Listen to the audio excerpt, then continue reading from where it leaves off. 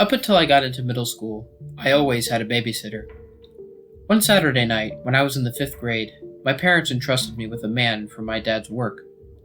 My parents introduced me to Peter. Peter was a middle-aged man, about 5.5 feet tall, who had a slight build and some stubble on his face. Right when I met this man, I felt a small sense of uneasiness in the pit of my stomach, but I brushed it off as just nerves. After my parents left, Peter started talking to me, trying to get to know me.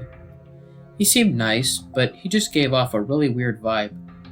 We talked about our interests, our hobbies, things like that, and it seemed like we had a few things in common. Red flags didn't go off until later that night. I was watching TV in the living room, and I noticed Peter was staring at me. He wasn't doing anything, just standing by the door and blankly staring. It made me very uncomfortable. After staring at me for 5 minutes, Peter sat down on the couch next to me. He sat incredibly close to me and put his arm around me. Alarm bells were ringing at this point, and I didn't know what to do. I eventually got away from him, and he seemed to subtly follow me into every room I went in. I know the object of a babysitter is to watch the children you're looking after, but this was overkill and creepy. I managed to avoid any more uncomfortable incidents until I went to bed that night. Around 11:30 at night, I woke up abruptly. I didn't know what woke me up until I heard a thump coming from my closet. I started panicking as I thought someone had broken into the house and was hiding in there. I wanted to call my parents, but I didn't know if they were home yet.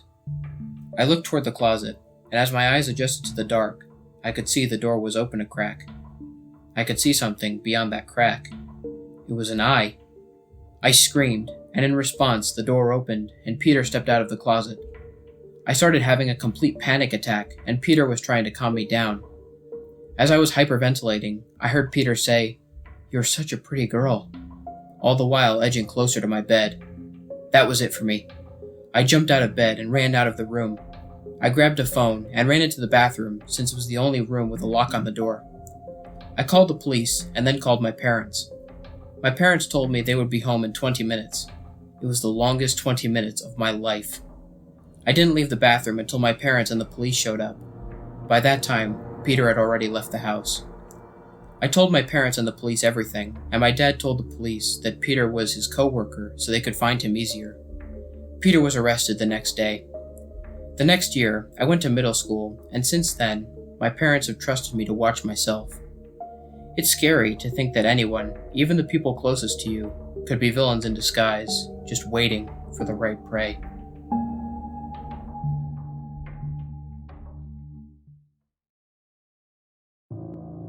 When I was in high school, I would take up babysitting jobs to earn a little money until I became old enough to have a real job. I started sitting for neighbors up and down my street, and my service began to spread through word of mouth. Toward my junior year, I ended up doing jobs in the wealthier part of town, which meant more money per job. About 5 years ago, when I was in senior high school, I received a job from another client on the wealthy side of town. She and her husband were going out to dinner that Friday and wanted me to watch after their 3 kids. This job seemed particularly challenging since I hadn't sat for any family who had more than 2 kids, but I thought I could do it. That Friday night, I went over to the house and met the couple. They told me when they wanted their kids in bed, what to make for dinner, and what they were and weren't allowed to do. You know, the typical do's and don'ts. The couple left, and I spent most of the evening getting to know the kids, playing games with them, and watching TV with them. Around 7 p.m., I was making kids dinner. The mom told me to make sandwiches, and as I was making the first one, there was a knock at the door. I told the children to stay put and went over to the door. Keeping the chain on, I opened the door and saw an old woman on the other side. She didn't look like a typical sweet old lady. Her clothes were disheveled, her skin was wrinkled and sagging. The few hairs on her head were long and dirty, and she had several teeth missing. She was looking at me with a blank expression on her wrinkled face, and I asked her what she wanted. to which she replied, "Can I come in and use your phone?" Her voice was low and raspy, like she had been smoking for the past 60 years. I told her I couldn't let her in, and she just blankly stared at me for about a minute before repeating what she just said. I told her again that she couldn't come in, and after staring at me for another minute, she slowly turned around and walked away. I quickly locked the door and went back to the kids. I made sure that all the doors and windows were closed and locked, just in case. As the night went on, I quickly forgot about that encounter, and around 9 p.m., I took the kids up to bed. After the kids were in bed, I went back downstairs to watch TV in the living room. I kept the volume low, of course, since the kids were in bed, and this allowed me to hear the floorboards creaking in the kitchen. I looked over toward the kitchen door, and the creaks became more apparent now that I was paying attention. I got up and walked into the kitchen, and standing in the middle of the room was the old lady. She was giving me that same blank stare that she gave me at the door, but this time, she was holding a large kitchen knife in her bony hands. Slowly, a big smile stretched across her face, and she began quietly laughing.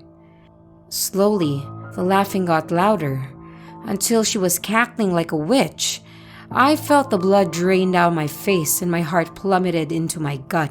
I ran upstairs and into one of the bedrooms. The younger two kids were sleeping in bunk beds in this room, and they looked at me with confusion. I quietly told them what was going on and to hide in their closet. I then went into the next room and grabbed the third child. On the way back to the first bedroom, I grabbed the phone to call the police. After re-entering the bedroom, I locked the door from the inside and followed the kids into the closet.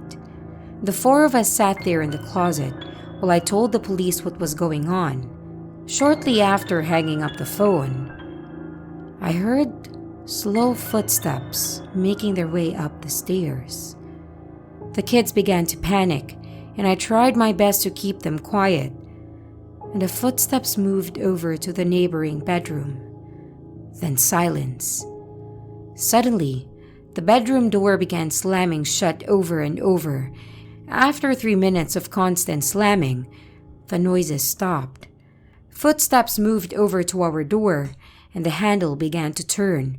When the door didn't open, the knob started rattling against the lock.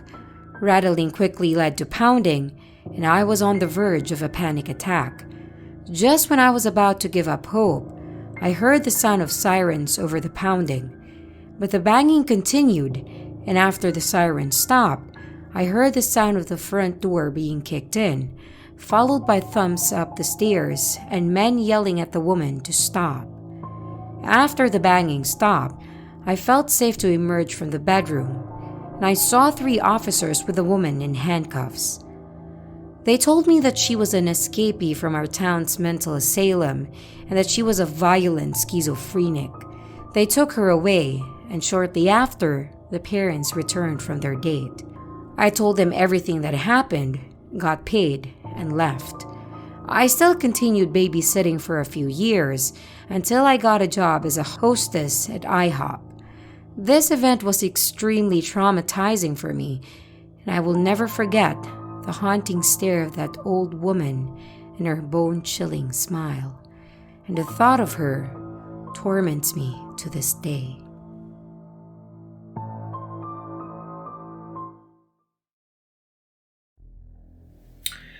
I used to babysit for a family down the street from my childhood home. They were good friends with my family. The men watched sports together, the women exchanged baking recipes, and my brother and I would play outside or play Xbox with their son and daughter. When I would come over to babysit, the kids looked up to me as their big brother, and it felt great. Then one day, the husband's mother passed away, and the husband, who I'll call Mark, fell into a deep depression. He started drinking and doing drugs to flush his problems away, but that only made things worse. According to the mother and the kids, Mark wouldn't come home for days or weeks at a time, and when he did come home, he was drunk or high out of his mind. He started having a short temper over mediocre things, and things soured between him and his wife. Eventually, his wife, who I'll call Diane, couldn't take any more of his drunken behavior and divorced him. That's when things got really bad. Mark started coming by the house all the time, screaming for Diane to take him back. He apparently threatened to commit suicide multiple times, but Diane never took him back. I only know this because Diane and the kids were still close to our family, and she had told us. One day, I went over to their house to babysit. Diane told me that she was going out with some girlfriends and that she'd be home around 10 p.m. She said that Mark's harassment toward her had decreased, but she still warned me not to open the door for him. Diane left, and I started playing games with the kids. We were playing Minecraft in the living room when the doorbell rang. I wasn't sure who could be at the door at this time of day, but I walked over to the door and looked through the window at the top. My blood ran cold as I saw Mark standing on the other side. He was in horrible shape. His hair was a mess, his clothes were disheveled and covered in stains. He had a big beer gut and bags under his eyes. He knocked on the door again. I didn't open the door. Instead, I screamed through the door and asked Mark what he wanted. He called back that Diane gave him permission to see his kids and to let him in. I knew he was lying, partly because of what Diane told me, and also because he sounded pretty out of it. I told him I couldn't let him in, and he started banging on the door, screaming to let him in. I grabbed a phone to call the police, and as I was dialing, I heard him say through the door, "I have a gun in my pocket, so either let me in, or I'll shoot the lock off this door and kill you." I had never felt so scared in my life as I felt in that moment. I slowly walked away from the door, making sure Mark didn't see me, and quietly told the cops what was going on. They said they would send someone out at once, and after hanging up the phone, I slowly went upstairs to the son's room. The son, named Jake, had an interest in baseball, and I knew he kept a wooden bat in his room. I grabbed the bat, and as I was heading downstairs, I heard gunshots at the door. The door slammed open, and I could see Mark standing in the doorway with a pistol in his hands. Before anything could happen, a big figure jumped on Mark from behind and tackled him to the ground. It was Mr. Smith, the neighbor across the street. The kids interrupted their video games at this point to see what was going on. Mr. Smith and I kept Mark subdued until the cops arrived and arrested him. Mr. Smith told me that he was just coming home from town when he saw Mark banging on the door. Mr. Smith didn't know about the history between Mark and Diane and tackled Mark thinking he was an intruder. Nevertheless, I couldn't thank him enough for saving me and the kids. I haven't seen Mark since, and I hope I never cross paths with him again.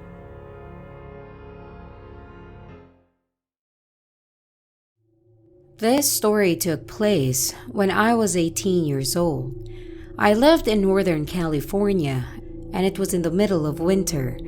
I was tasked with watching my 8-year-old cousin who lived in the next town over. His name was Jordan, and my uncle gave me $70 to watch him while he went to dinner and a movie with my aunt. For some context, my uncle and aunt lived in a small house in the remote countryside. The night I came over to babysit, there was a blizzard in the area. My uncle and aunt left for the town center, and I was left alone with Jordan. The night started off fine without any problems, but around 8 in the evening, there was a knock at the door. That immediately weirded me out. Who would be knocking at this time of the night in the middle of a blizzard? I went over to the door and opened it with a chain on, and despite my view being limited, I knew there was no one at the door. I shut the door and locked it, and as I was walking away, there was another set of knocks on the door. "Who's there?" I asked. There was no answer. This time, I fully opened the door and looked outside. There were footprints leading up to the door and then turning and walking off into the nearby woods. For whatever reason, something persuaded me to follow the footprints and see where they led. I told Jordan to stay in the living room until I came back. I put on my boots and coat and headed outside.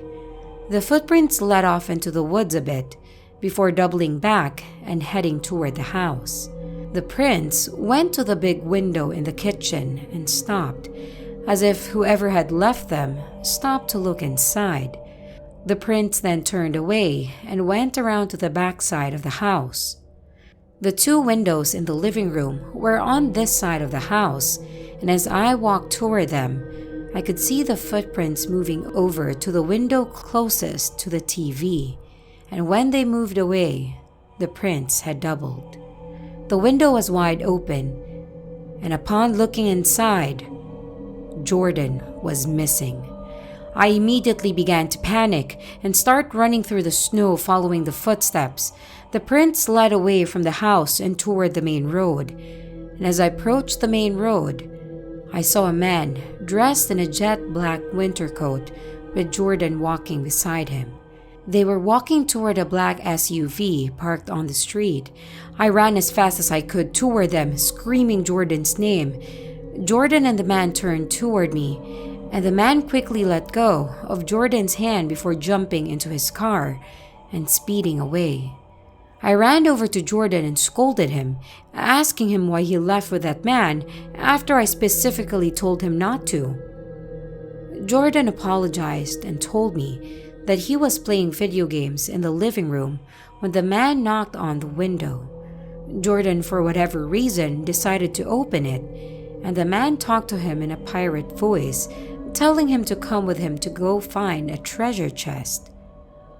I couldn't believe how close I was to losing my little cousin to that stranger. When my aunt and uncle returned from their date, I told them everything. They gave me heat for leaving Jordan unattended at first, but were ultimately grateful that no one got hurt. I'm glad the story had a happy ending, but I will be burdened with constant guilt knowing that this incident could have easily been prevented had I not chosen to leave Jordan alone in the house. It's 2 years later, and I still babysit Jordan on occasion, and I never let him out of my sight. I hope that that man who almost kidnapped my cousin will never find success in abducting unsuspecting young children.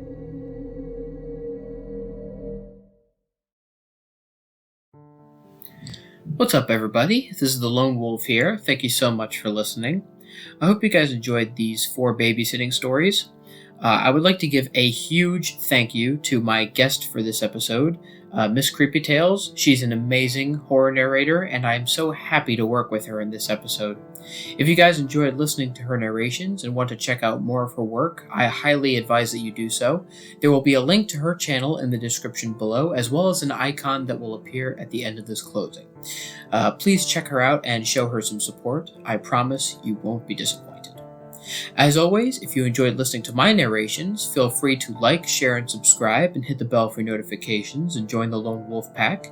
If you guys want to send me a message, there will be a link in the description for my Gmail account, and I also started a Twitter account, so there will also be a link in the description for my Twitter as well. So if you have any personal scary stories or creepypastas that you want me to read, leave me a recommendation on either one, and I'll use it in a future video. There will also be links in the description for the music artists that I use, as well as the specific tracks in case you're interested in the music. And finally, if you guys have any constructive criticism, feel free to leave me a comment. I'm always looking for new ways to make this channel better, and all ideas are more than welcome. Until next time, you guys, stay spooky. And remember, the hunt begins when the moon is full. Happy New Year.